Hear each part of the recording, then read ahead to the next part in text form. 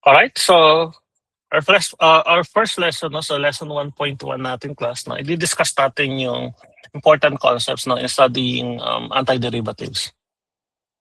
So to begin with, so let us first define what is an antiderivative. Okay, so sa calculus 1 ninyo, di ba, dinefine ninyo kung ano ang ibig sabihin ng derivative, di ba? If you are going to recall in your calculus 1, if you have a derivative of a function, no, say you have a function y is equal to f of x, then the derivative of your y, with respect to your independent variable x is defined as what? The limit of f of x plus delta x, minus f of x all over delta x as delta x approaches 0. And you also um, geometrically, define derivative as what? As the slope of a line that is tangent, at a given point, at any given point in your function f, okay?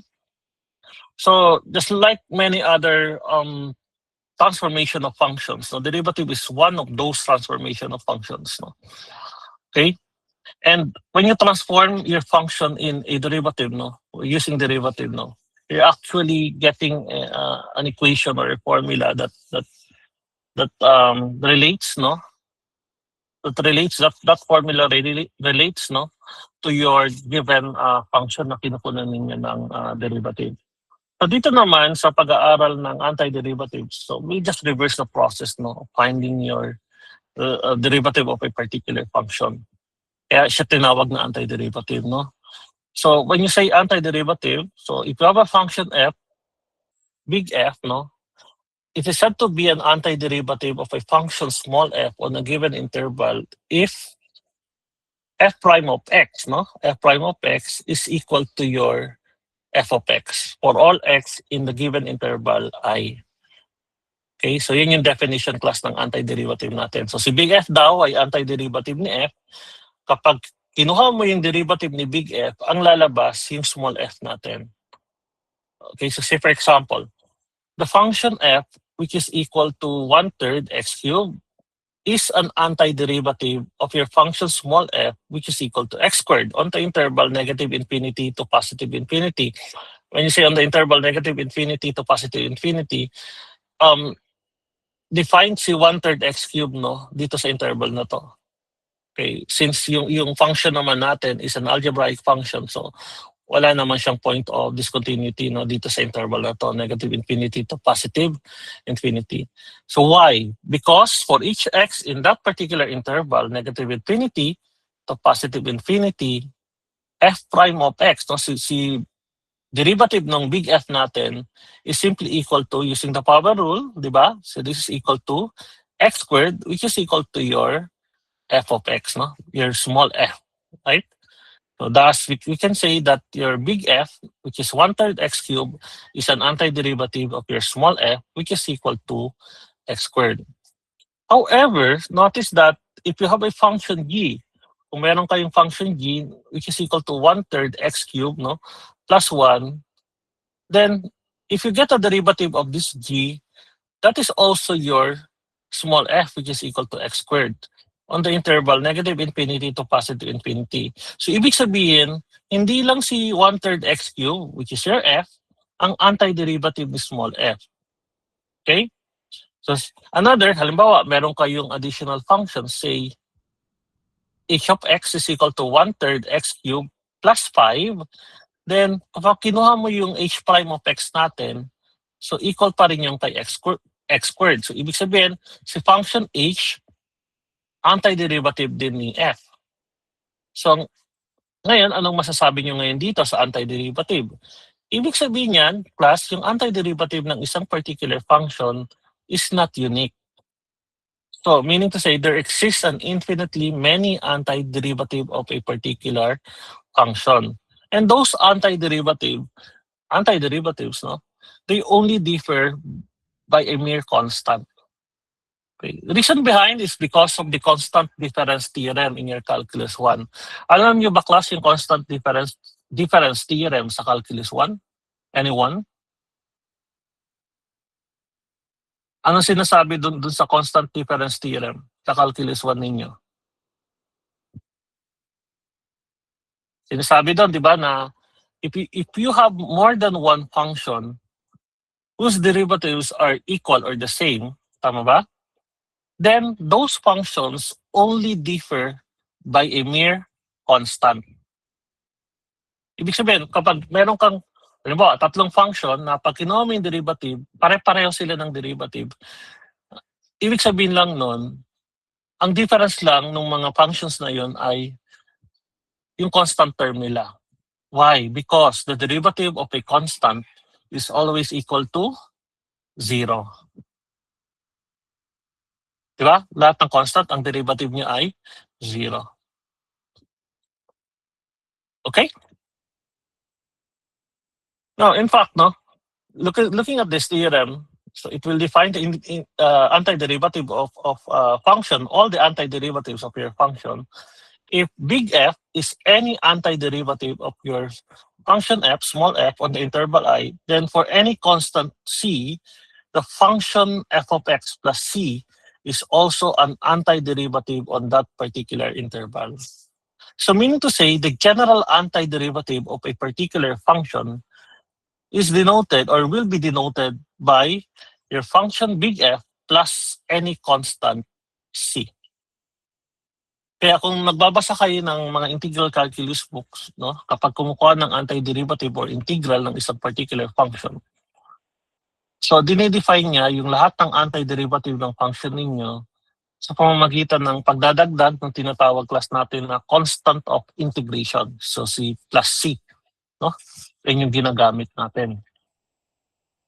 Kasi nga, ang reason, hindi unique ang antiderivative ng isang function. No? There exists many antiderivatives of a particular function on a particular interval. Okay? Now, the process of finding an antiderivative is called antidifferentiation. Or, ito yung madalas na tinatawag class natin na integration. Antiderivatives, pwede mong sabihin na antiderivative is the same as integrals, no? Okay, finding the integrals of a particular functions. Okay? So yung proseso, tinatawag siyang antidifferentiation or integration. Thus, if the derivative of your big F with respect to x is equal to your small f, then integrating the function f, small f produces an antiderivative of the form f of x plus c. So ito yung lahat ng antiderivative nung small f ninyo na function, no?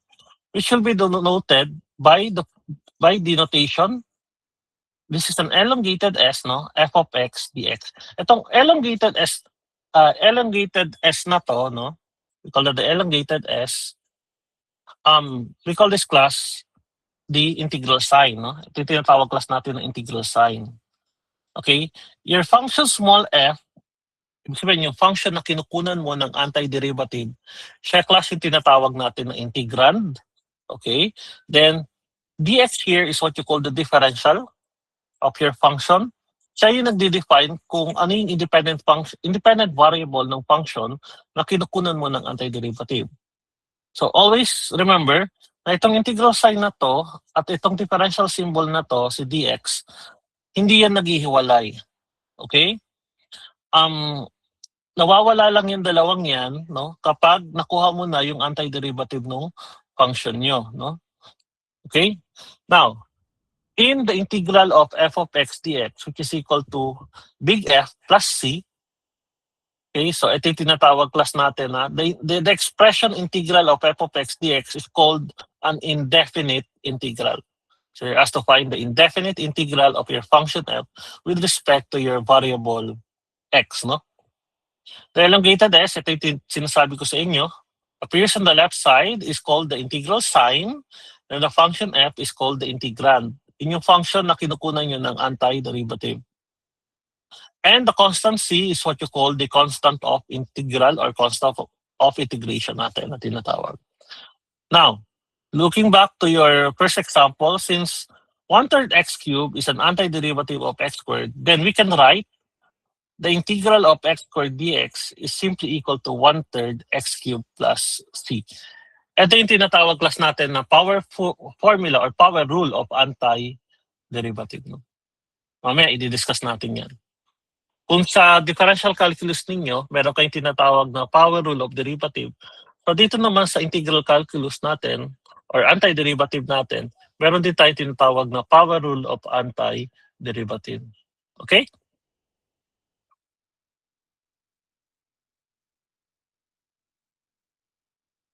Okay, so some remarks. The integral of f prime of x dx is equal to f of x plus c. Okay, this is very obvious, no? Kasi itong elongated s na to, this is an antiderivative notation.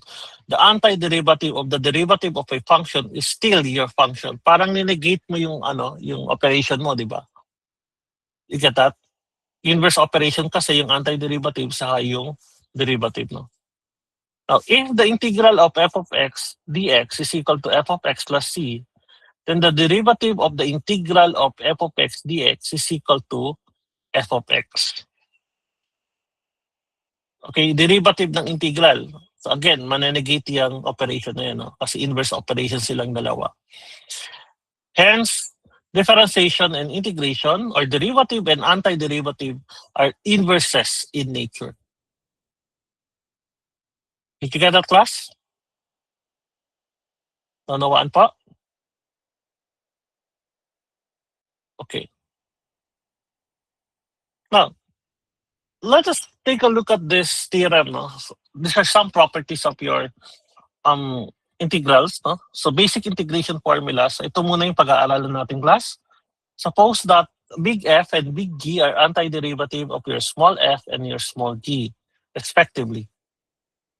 Ibig sabihin, ng integral ng f of x dx is your big F, no?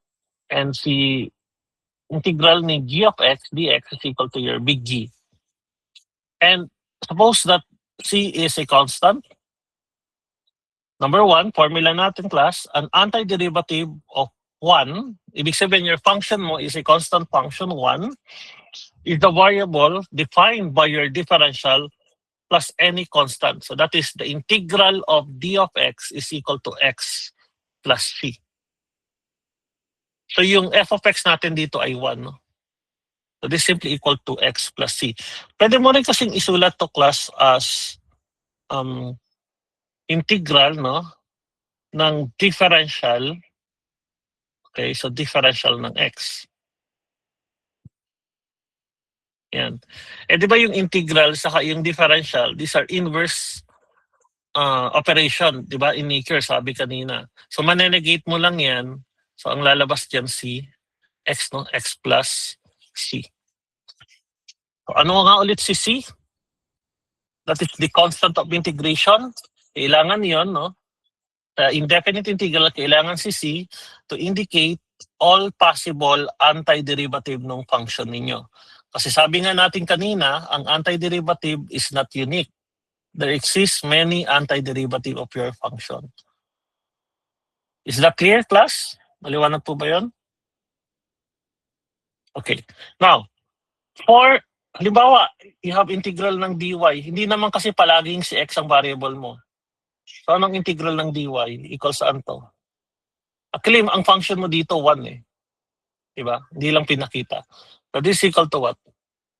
Y plus c. Kaya nga sinasabi ko sa inyo, yung integral sign natin, saka yung differential symbol na yan, hindi po yan naghihiwalay.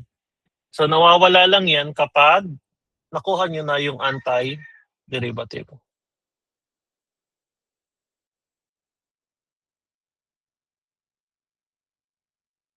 Okay? So next property po natin. A constant factor can be moved to the integral sign, that is, the integral of c times f of x dx. Okay? This can be written, class, actually as c times the integral of f of x and dx. Yun lang yung ibig sabihin niya. So, ibig sabihin, any constant dun sa integral ninyo, pwedeng ilabas mo dun sa integral sign.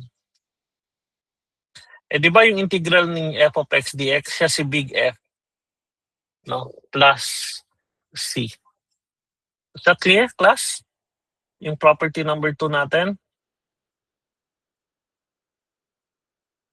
Okay?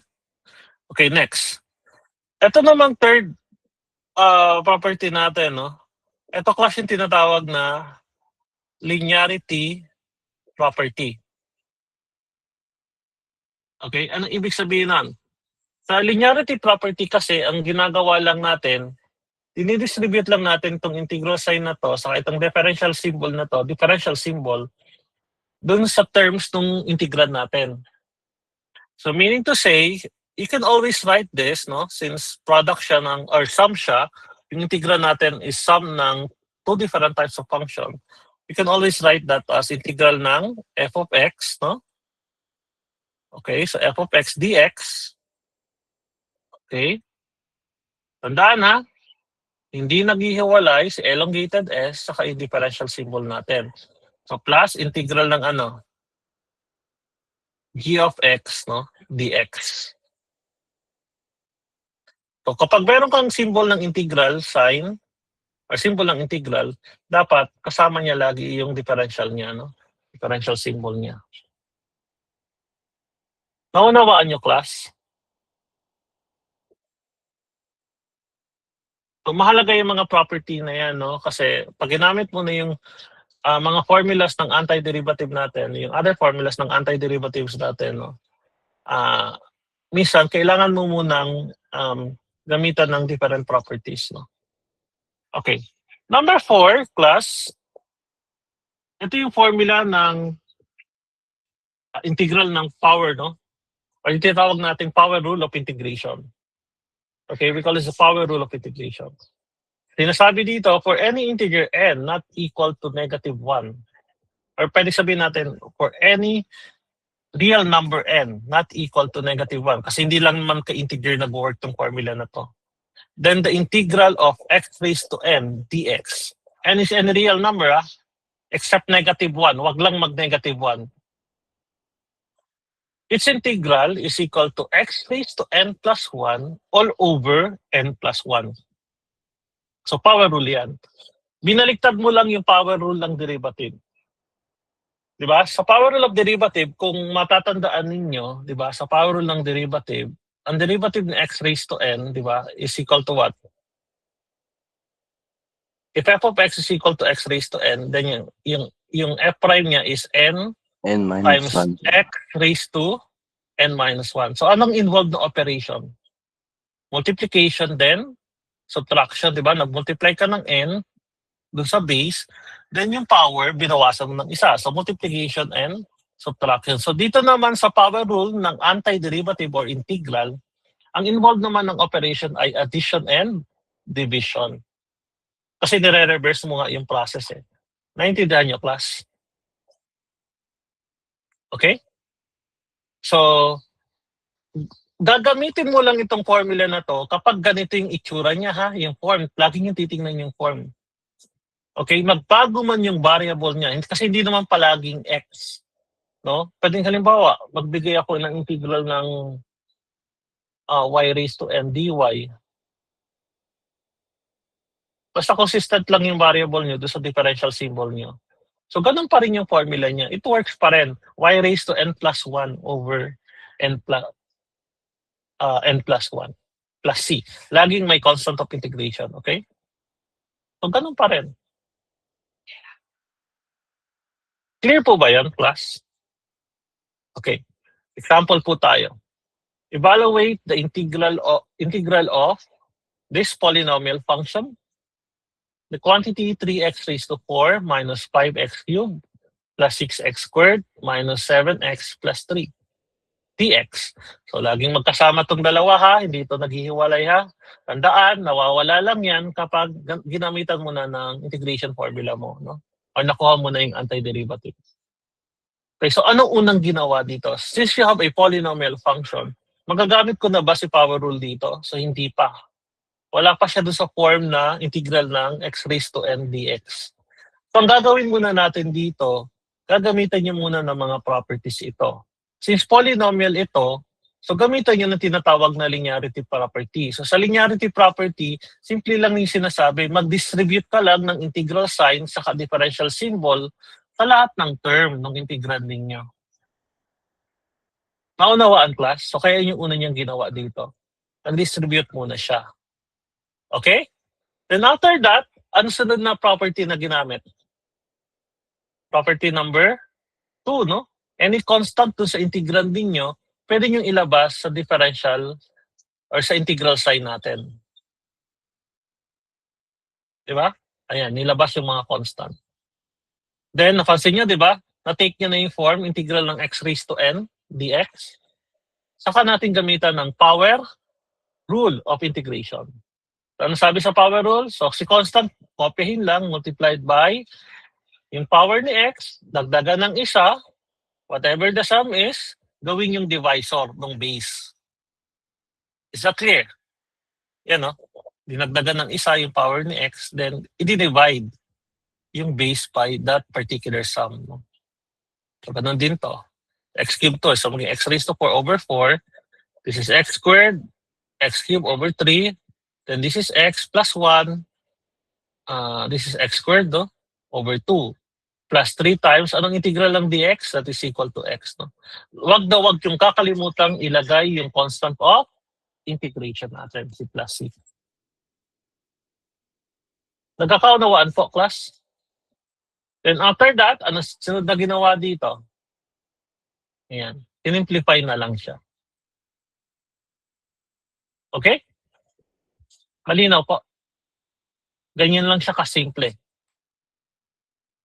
Okay? Kasi simple lang yung function mo. Polynomial lang kasi yung function. Okay? Okay, another example. Tingnan nyo itong example na ito, class. Okay, so how are you going to evaluate the integral of 5x squared minus 7x plus 1, no? Times 7x minus 3. So sabi ko nga sa inyo kanina, kapag nag-integrate tayo, unang-unang tinitingnan natin dyan, yung integral ninyo. Ano ba yung characteristic ng integral? Anong uri ng function yung integral ninyo? Okay? So tingnan natin yung characteristic ng integral. So your integral is an algebraic function. Product of two algebraic functions. To be specific, product siya ng two polynomial functions. Alam niyo naman ang polynomial, di ba? So these are product of polynomial functions. Yung first factor natin ay quadratic function, no? Or quadratic polynomial. Yung second function natin ay linear, no? Linear yung polynomial na yan.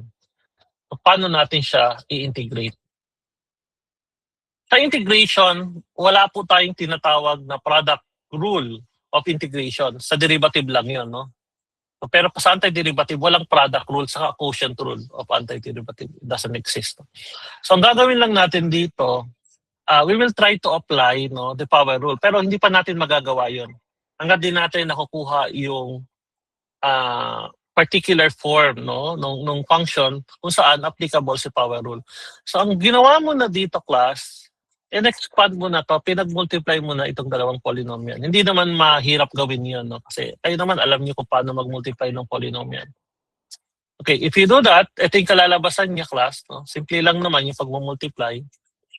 So, yung product ng 5x squared minus 7x plus 1 times 7x minus 3 is simply equal to 35x cubed, no? Minus 4x squared plus 28x minus 3. Then, anong sunod na ginawa? Gumamit siya ng linearity property. So, si integral sign, saka itong differential symbol na to, si dx, dinistribute lang sa lahat ng term. Kaya ito yung lumabas. So, susunod ba? Okay. Next, ano sunod? Lahat ng constant na nakita, inilabas. Okay, yung mga constant na yun, labas nyo. Ayan na. Para ma-take nyo yung form na pwede na natin gamitin si power rule. Nagkakaunawaan, class? Malinaw po?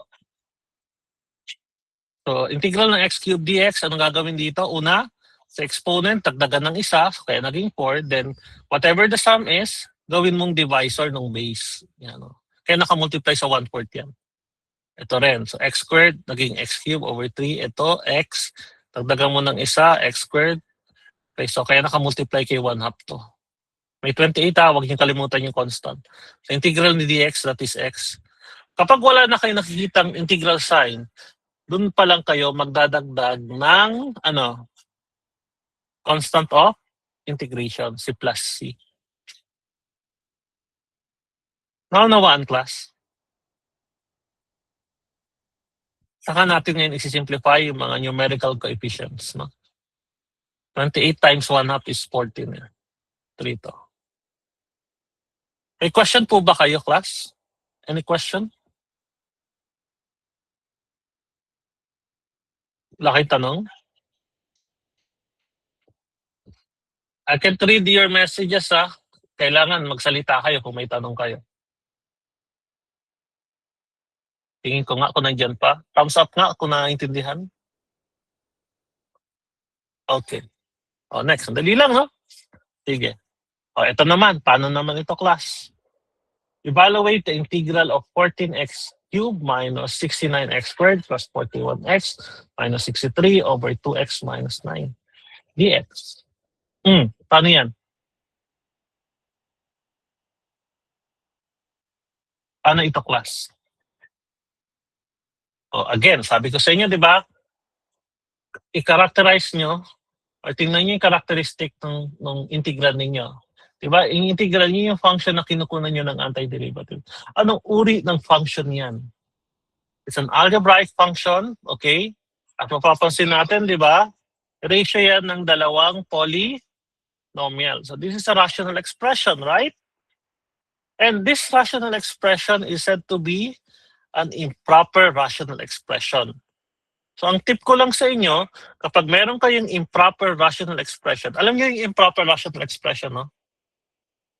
Ratio siya ng dalawang polynomial na kung saan yung degree ng polynomial sa numerator mo ay mas mataas or kapareho ng degree ng polynomial sa denominator. Nakuha niyo, class? So kapag meron kayong improper rational expression, yun yung characteristic ng integral ninyo. Always do first division of polynomial. Kahit doon sa mga ibang techniques of integration na ituturo ko sa inyo, yun lagi ang rule. Kapag ang integrand, ang involved ay isang improper rational expression. Ratio ng dalawang polynomial na kung saan ang degree ng numerator ay kapareho or mas mataas doon sa degree ng denominator. Is that clear? Malinaw po?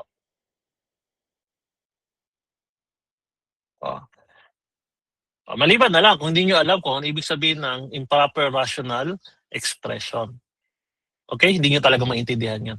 So, ibig sabihin, i-divide lang to. So, kapag dinivide mo to, lahat naman kayo marunong lang division ng polynomial, di ba? Tama? Huwag sabihin, mayroon pang hindi marunong, ha? Sige. So, grade 6 pa lang, tinuturo na yan. Or first year high school. No? So, pag dinivide mo tong dalawa, ito yung lalabas.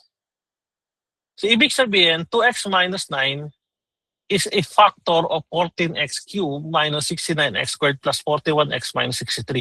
Kasi nung dinivide, wala siyang remainder. You see, no? Pag sinimplify mo siya, ito yung lalabas, ito na lang yung integrate mo. Naging polynomial na lang siya, no? Clear po ba yun? Then saka natin gagamitan ng linearity property. Okay, so didistribute lang si dx saka yung bulate, si integral sign, no? Yung bulate na yan. No? Tapos, anong ginawa doon sa constant? Inilabas sa integral sign. Yan, pwede nang gamitin si power rule. Okay? So, dagdagan ng isa sa exponent, then yung sum, gawin mong divisor. Ayan. You get that, class? Integral ng dx is x. No? Then just simplify the expression. So this will be your final answer. Ulitin ko sa inyo, ha, huwag niyong gagamitin si power rule hanggat hindi niyo nakukuha yung form niya. Malinaw po, class? Sometimes, you need to use substitution to be able to transform that particular integrand into a form wherein you will be able to use the power rule. Is that clear? Okay? Sige. Isa pa. Tulad niyan. Paano ngayon yan? Integral ni 8x cubed minus 7x squared plus 9 over x squared dx. So, paano ngayon kukunin yung integral neto?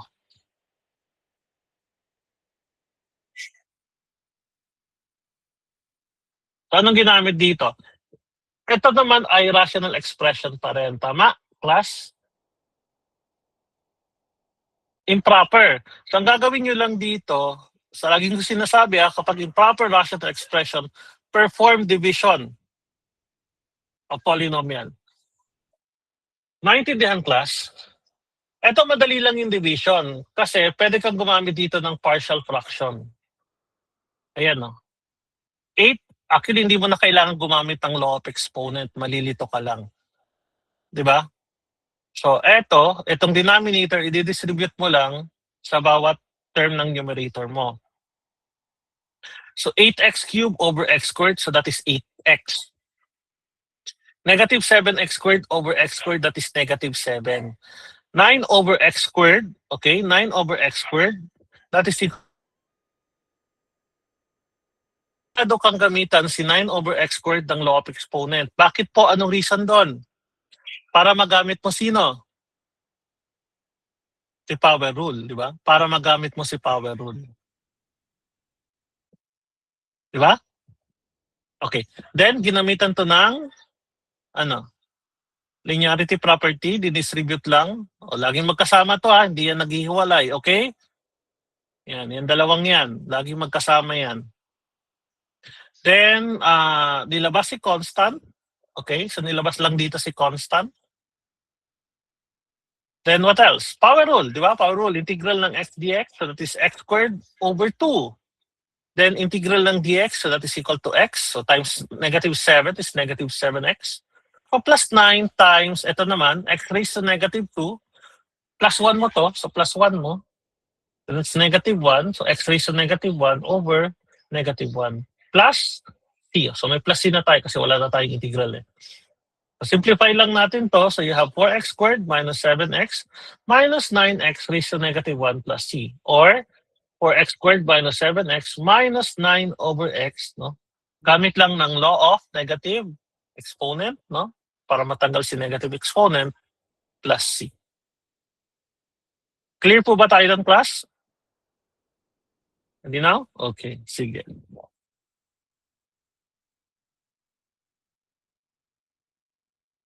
Okay, definition 2 tayo, class. So, actually, itong definition 2 ng particular antiderivative of your function f.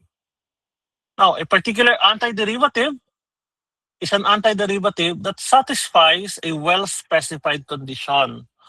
Okay, such that if f of x dx is equal to f of x plus c, and c takes a specific value, say c naught for c, then y which is equal to f plus c naught is a particular antiderivative of your function f.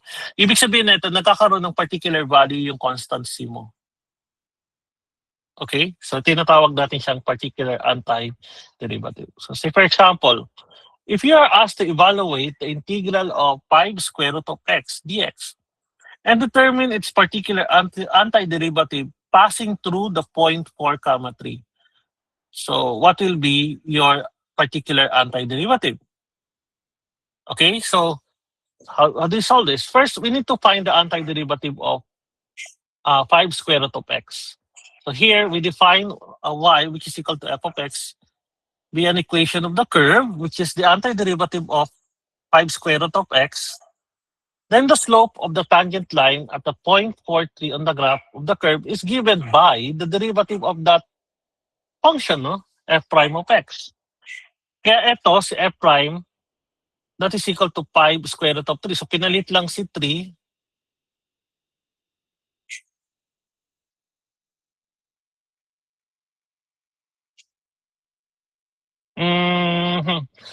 Hindi siya square root of 3. Ano dapat yung x? May mali dito. It should be 4, no? 5 square root of 4. Tama? Oo. 5 square root of 4. Kasi nag-4 ka dito eh. Ayan.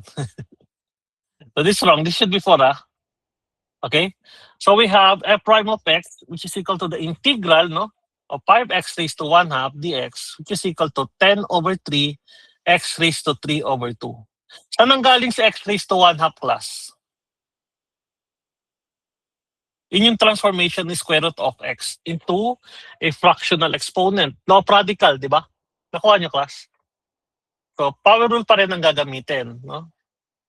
So, hindi kasi pinakita eh. So, dapat ito, 5 integral of x raised to 1 half, di ba? 1 half dx. So, gusto mo, dapat ganyan muna yan.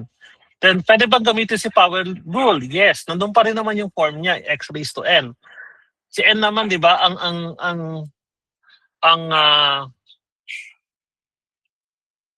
ang limitation lang naman ni n, dapat hindi siya negative 1 para magamit mo si power rule. Tama ba? Yeah, tama. Okay, so power rule pa rin to. So 5 times, ano to? X raised to 3 halves. Correct? All over? Kasi yung 1 half plus 1 is 3 halves eh. Tama? All over 3 halves. Okay, ganyan yan. Eh, but what is 5 over 3 halves? That is 10 over 3. Kaya nakuha si 10 over 3. You get that? So x raised to 3 halves plus c.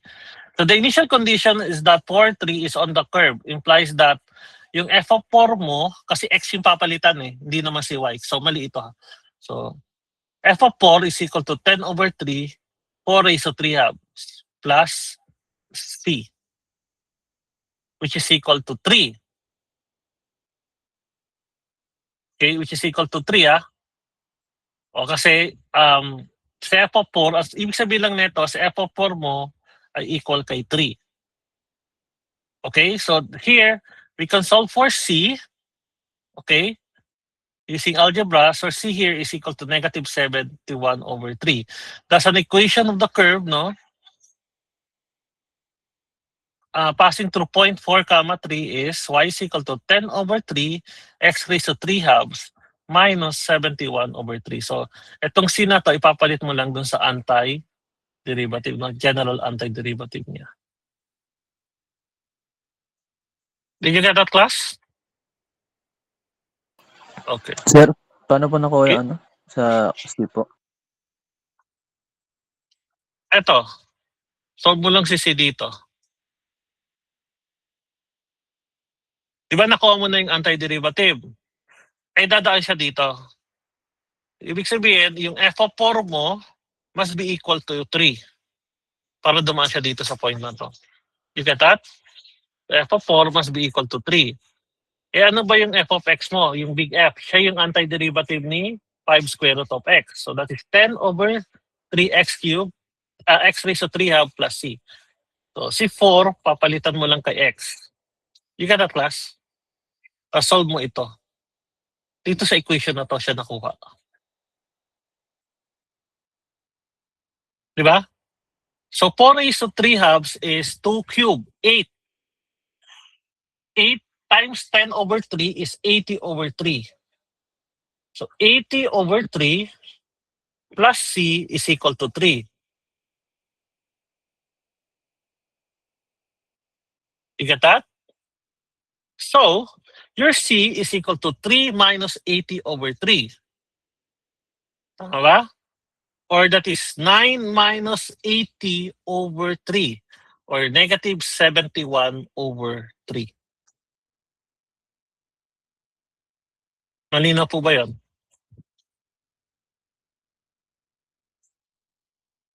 Okay? Sige.